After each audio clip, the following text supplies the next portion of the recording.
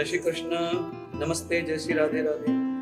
Happy life programme के तहत आप सबका स्वागत। लाखों लोग इस प्रोग्राम से प्रभावित हैं। प्रश्न उत्तरी कार्यक्रम यूट्यूब फेसबुक के माध्यम से जो भी लाभ आपको मिलता है वो हम प्रश्नों के द्वारा आपको देते हैं, उत्तर देते हैं और आपको लाभ पहुंचाते हैं। हम चाहेंगे कि आप और आपके परिवार में आपके मित्र संबंधी रिश्तेदार सबको आप ये कार्यक्रम बताएं और सब्सक्राइब करें, जिससे कि आप हमारे हर वीडियो को, हर प्रकार के वीडियो को देख सकें, सुन सकें।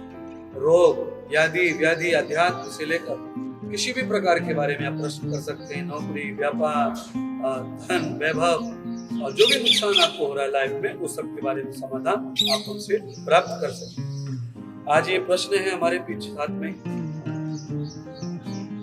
ये धौलपुर से प्रश्न कर रहे हैं। नाम प्रीति शर्मा है। मैंने बहुत पढ़ाई और बहुत मेहनत की है और ना ही मेरा विवाह हुआ है और ना ही सर्विस लगी है। लोग मुझे कहते हैं कि आपने इतनी पढ़ाई की है तो आपका विवाह क्यों नहीं हो रहा, विवाह करो। मेरा विवाह कब होगा? देवी प्रीति शर्मा जी, बहुत बहुत धन्यवाद। और आपका प्रश्न जायज है, सामाजिक है। सभी दुनिया में बहन बेटियों का विवाह होना चाहिए समय पर आपकी पढ़ाई होने से विवाह का संबंध नहीं है और आपका बड़ा होने से भी विवाह का कोई संबंध नहीं है। शास्त्रों में विवाह एक संस्कार है। जो जितेंद्रिय प्राणी, जिसकी इंद्रियों पर काबू है, अधिकार है, जिसका मन बुद्धि चित्त हंसना मुक्त है, उसको विवाह की चिंता नहीं चाहिए, उसी कल्याण की चिंता चाहिए। मानव का जीवन हमें कल्याण के लिए मिला है, न नौकरी के लिए मिला है, न विवाह के लिए मिला है। फिर भी सामाजिक दृष्टि से समाज के पोषण के लिए नौकरी अनिवार्य है, पैसा आना चाहिए, व्यापार अनिवार्य है, पैसा आना चाहिए। और विवाह आदि करने से आदमी अपनी इंद्रिय मन को संतुष्टि देता है, विषय वासना से मुक्ति धर्म अनुसार लेता है। इसके लिए मात्र विवाह होता है। अगर आप चाहती है कि विवाह हो, आप चाहती है कि धन हो, तो अवश्य ही आपकी कामना पूरी होगी। विवाह का जो योग है वो इंसान के हाथ में नहीं है, नौकरी भी इंसान के हाथ में नहीं है। हम केवल पुरुषार्थ कर सकते हैं, मेहनत कर सकते हैं लड़का ढूंढने में, नौकरी ढूंढने में, पर नहीं लग रही है, नहीं विवाह हो रहा है। ये हमारे प्रारब्ध का फल है और हमें पुरुषार्थ मेहनत के साथ में प्रारब्ध के फल से भी नकारात्मक नहीं, सकारात्मक रहकर ही जीना पड़ेगा। क्योंकि हमारा स्टेप, भले ही मिट्टी से ईंट बनती है, ईंट से दीवार बनती है। दीवार को बनाना है, घर बनाना है, तो धरती का होना जरूरी है हर हाल में, क्योंकि धरती बेस है। धरती पर ईंट रखी जाती है और धरती से ही ईंट बनाई जाती है। सीमेंट धरती से, लोहा धरती से बनता है। तो हमारा जो बेस है वो प्रारब्ध है, परमात्मा है। हमारा जो पुरुषार्थ है वो ईंट बनाना है, पकाना है, पानी डालना है, छिड़कना है और लेवल करना है, मिस्त्रीगिरी करना है, मकान बनाना है। ये हमारी मेहनत। पर मेहनत तब सफल होगी जब हमारे पास बेश होगा, यानी कि हमारे पास भाग्य होगा पुरुषार्थ के साथ। अगर हमारा भाग्य प्रबल है तो समय से पहले ही नौकरी आ जाती है, विवाह हो जाता है, जो आप अपने पड़ोस में, अड़ोस में, रिश्तेदारियों में देख रहे होंगे। तो बहन जी कीर्ति शर्मा जी, आप निश्चित विवाह युक्त है तो आपका विवाह होगा, हम प्रार्थना करते हैं। और आपको सर्विस की जरूरत है, सर्विस मिलेगी।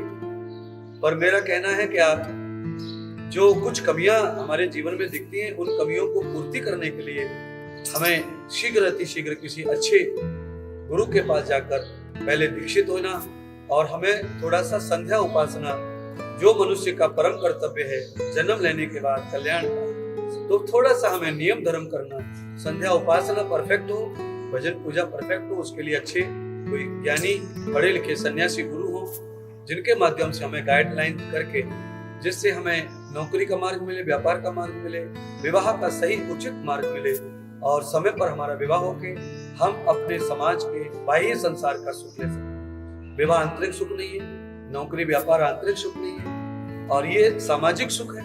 ये भी हमें प्राप्त होना चाहिए अगर हमारी इच्छा है तो, और हमें आगे बढ़ना चाहिए। तो मैं आशा करूंगा कि आपको मेरी बातें अच्छी लगेंगी, संतोष होगा और आप चिंतित ना रहें। चिंता आपकी बहुत जल्दी मुक्त होगी।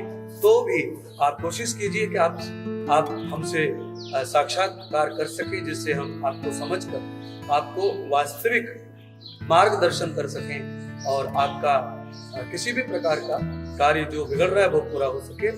प्रीति जी, समाज का काम कहना, आपका विवाह हो जाए दुखी होंगे तो फिर लोग कहेंगे काय को विवाह किया, ये विवाह में कहाँ सुख था, तो फिर लोग ऐसा बोलेंगे। नौकरी में भी दुख है, नौकरी करता है तो बॉस तकलीफ में डालते हैं, वहां भी लोग कहेंगे कि क्यों कर रहे हैं नौकरी, क्या जरूरत है नौकरी की, लोग तकलीफ है। तो हर जगह पर कहीं न कहीं कुछ तकलीफों से गुजरना पड़ता है, तब जाके आदमी जी पाता है। बहुत बहुत धन्यवाद। आपका कामना, आपकी नौकरी विवाह सही समय पर शीघ्र अतिशीघ्र हो, ऐसी कामना के साथ आपको बहुत बहुत धन्यवाद। ये प्रश्न है, बहुत अनमोल प्रश्न है और बड़ा मार्मिक और जटिल प्रश्न है। इसका जवाब देना बहुत कठिन होता है ऐसे प्रश्नों का, फिर भी मैं प्रयत्न करूंगा शास्त्र के आधार पर। गाय पशु है या माता अथवा अन्य पशुओं की तुलना में अधिक लाभकारी होने से गाय को पूजनीय माना है। प्रवीण कुमार कुशवाहा गाजियाबाद से यह प्रश्न करते हैं। दूसरा, आदतें कैसे बदलें, जैसे ज्यादा बोलने की, जल्दबाजी करने की, अपनी प्रशंसा की, नकारात्मक सोचने की या कोई और भी आदत। संजय भाई नई दिल्ली से ये प्रश्न करते हैं। तो ये दो प्रश्न अलग अलग है, तो मैं पहले प्रश्न का जवाब देता हूँ। जो प्रश्न हमारे प्रवीण जी ने, कुशवाहा जी ने गाजियाबाद से पूछा है, गाय पशु है या माता। सृष्टि में माता का अर्थ होता है जिसमें अत्यधिक मात्रा में ममता हो, और जो सृष्टि के निर्माण में अधिक जिसका सहयोग हो उसे माता कहा है। माता निर्माता भवती, मनुस्मृति का ये लेख है। एक माँ वो है जो हमें जन्म देती है, वो भी माता नहीं रहती है। आखिर को माँ भी वही रहती है जो निर्माण करती है। तो सृष्टि के निर्माण में गौ का सबसे ज्यादा सहयोग है पशुओं के रूप में, क्योंकि वैसे पशु जाति की ही गौ माता है। पशु जाति में जन्म लिया, जैसे हम पशु जाति में भगवान का जन्म होता है, राम का, कृष्ण का, और सावित्री, पार्वती, ये जगत माता पार्वती स्त्री के रूप में आई हैं और मनुष्य जैसी हैं, मनुष्य ही हैं, पर उन्होंने जिस प्रकार से सृष्टि की सेवा की गुण से, इसलिए उनको जगत माता का दर्जा प्राप्त हुआ। आज भी बहुत सारे उपहार मिलते हैं, पदवियां मिलती हैं। तो पार्वती जी को, लक्ष्मी जी को, सावित्री जी को यानी सरस्वती को ये जगत माता का, सीता जी को, राधा जी को जगत माता का उपहार मिला हुआ है, वरदान मिला हुआ है। ऐसे ही वो मानव जाति है, ये पशु जाति है। जातियां दो ही तो है सृष्टि में, और 4 प्रकार की प्रजाति होती है, 2 पैर वाली, 4 पैर वाली, सहस्त्र पैर वाली, बिना पैर वाली। 4 ही प्रकार की सृष्टि ईश्वर ने रची है, जिसमें 4 प्रकार की सृष्टि में जो गौ माता है वो 4 प्रकार के पैर वाली में आता है उसका नंबर। और समाज के लिए, वायु के लिए, धरती के लिए, जो देवताओं में गिने जाती है, जड़ देवताओं में, उनके लिए जो कल्याण कारक है वो गौ माता है।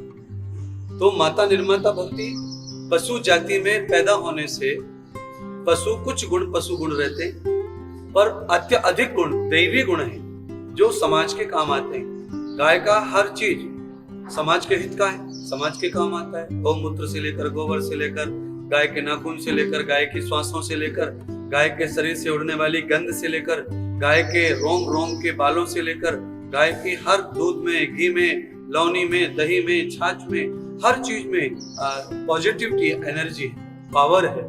और वो पावर कैसा है, जो समाज के हर तबके के जीव को मार्ग देता है, ऊर्जा देता है, शक्ति देता है और सृष्टि का निर्माण करता है। यानी कि धरती के निर्माण में गाय का मूत्र और गोबर काम का है, धरती के निर्माण के लिए गाय के बैल काम के, धरती के निर्माण के लिए गाय का दूध काम का है, धरती के निर्माण के लिए घी मक्खन काम का है, और धरती के निर्माण के लिए गौवर्ग यानी कि गौमूत्र काम का है। इसीलिए पशु जाति में भी अधिक सेवा करने से, अधिक प्रयोग में आने से, विज्ञान की दृष्टि से भी, साइंस की दृष्टि से भी देखें तो पशु धन में सबसे परम धन वेदों का, सबसे आदि धन वेदों का पशुओं में गाय है, और गाय को ही पर धन माना गया वेद में, और इसीलिए हम उसको धेनु के नाम से जानते हैं गाय को।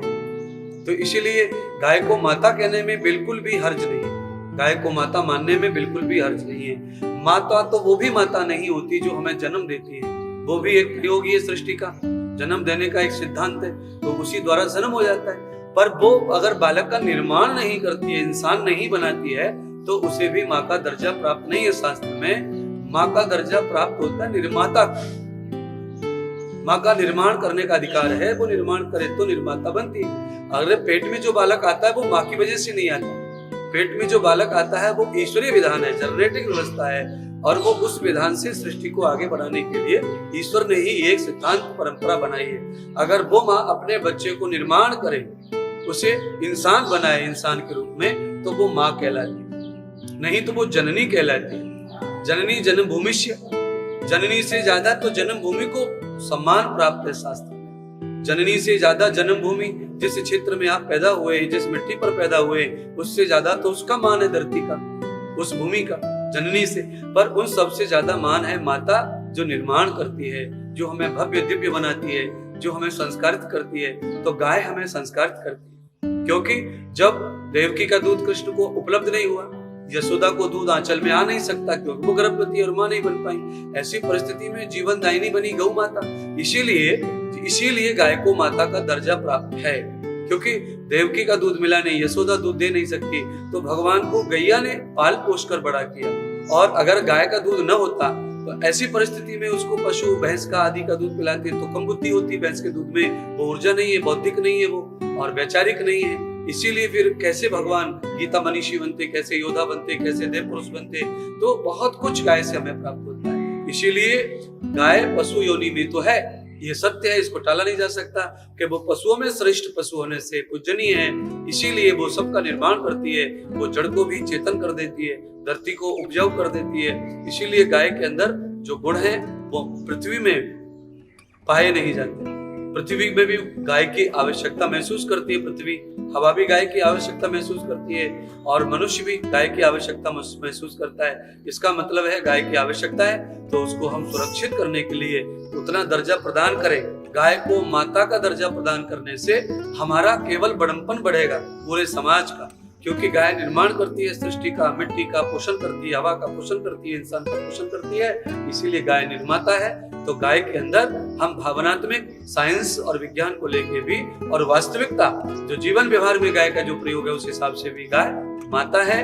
पर इस सत्य को भी नहीं जुटला जा सकेगा कि वो पशु योनि में, पशु जाति में उसका जन्म हुआ है, इसीलिए वो पशु जाति का ही एक अंग है। जैसे प्रहलाद राक्षस जाति में पैदा हुआ पर भगवान और देवता बना, तो राक्षस जाति में पैदा होने से प्रहलाद राक्षस नहीं हुआ। राक्षस जाति में पैदा होने से राजा बलि राक्षस नहीं हुए, यज्ञ करता देवता बने, स्वर्ग में गए, इंद्र की गद्दी पर बैठे। तो किसी जाति प्रजाति में पैदा होने से हम वैसे ही रहे ऐसा नहीं है, क्योंकि स्वाभाविक ज्ञान सब में होता है। तो गाय के अंदर स्वाभाविक ज्ञान से भी अत्यधिक ज्ञान पाया जाता है। इसके कारण उसे हम विशेष रूप से माँ का दर्जा समाज में प्रदान किया है कर्म के आधार पर, और माँ कर्म के आधार पर ही पूजनीय होती है और माँ बनती है। बहुत बहुत धन्यवाद आपके लिए, और आप बहुत ही अच्छा प्रश्न आपने पूछा प्रवीण जी, आप बहुत बहुत धन्यवाद करते हैं आपको। ये प्रवीण कुशवाहा जी गाजियाबाद से प्रश्न पूछा था हैप्पी लाइफ प्रोग्राम में, और मुझे विश्वास है कि ये प्रश्न पूरे देश में सबको प्रिय लगना चाहिए, क्योंकि बहुत कोशिश की है मैंने हर प्रकार से समझाने की। बहुत बहुत धन्यवाद। जय गौ माता।